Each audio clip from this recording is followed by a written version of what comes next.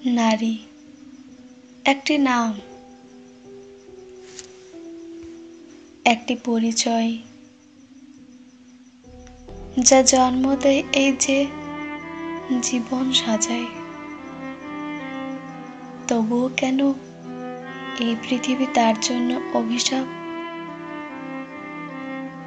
কেন তার ভাগ্যে শুধু কষ্টের লেখা? যখন সে জন্মে নিল, গোটা বাড়িতে নেমে এলো শোক। আবার মেয়ে, এই একটি প্রশ্ন ভেঙে দিল তার আগমনের আনন্দ। কেউ বলল, মেয়েরা তো বোঝা, তাদের জন্ম দেওয়া কি প্রয়োজন?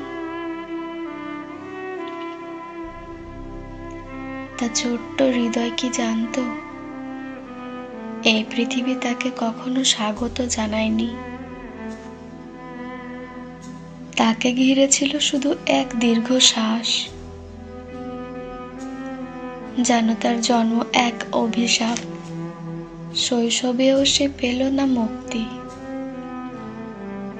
ছেলেরা খেলতে পারে মাঠে, কিন্তু তাকে থাকতে হয় ঘরের কোণে। তুমি মেয়ে, তাই সাবধান হও। মেয়েদের পা আকাশে নয়, তাদের স্থান ঘর আর চুলোর কাছে।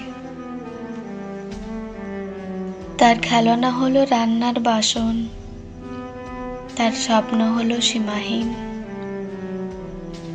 কিন্তু সেই স্বপ্নে বাধা দিল সমাজ,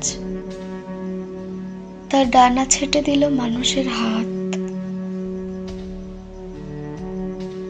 যখন তার কিশোরী হৃদয় প্রথম প্রেমে পড়ল, তাকে বলা হলো, এ তোমার অধিকার নয়। তুমি মেয়ে, তোমার চোখে থাকবে লজ্জা। প্রেম তো কেবল পুরুষেরই অধিকার। তার দুঃসাহসী স্বপ্নগুলোকে দমিয়ে দিল, তার কণ্ঠকে চেপে ধরল। তবুও সে চুপ ছিল, কারণ তাকে শেখানো হয়েছিল মেয়েদের মুখ বন্ধ রাখতে হয়।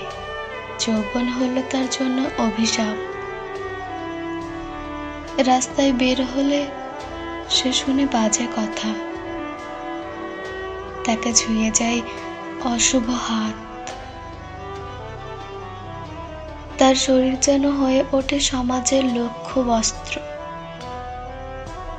তবুও দোষ পড়ে তারই ওপর। তোমার পোশাক ঠিক ছিল না, তুমি রাত করে বাইরে গেল কেন? তুমি বাড়ির বাইরে এত রাত পর্যন্ত থাকো কেন? এই প্রশ্নগুলো তাকে যেন প্রতিদিন দুঃস্বপ্নের মতো তাড়া করে। তার কান্না শোনার মতো কেউ নেই, তার যন্ত্রণা বোঝার মতো কেউ নেই। যখন সে একদিন বিবাহিত হলো, তাকে বলা হলো, এখন তোমার জীবন শুধু তোমার স্বামীর জন্য। তার স্বপ্ন, তার ইচ্ছে, তার চাওয়া সব যেন মুছে গেল এক নিমেষে। তার জীবন হয়ে গেল শিকল বাঁধা, যেখানে শুধু দায়িত্ব আর ত্যাগের গল্প। তার কাজ কখনো স্বীকৃতি পেল না,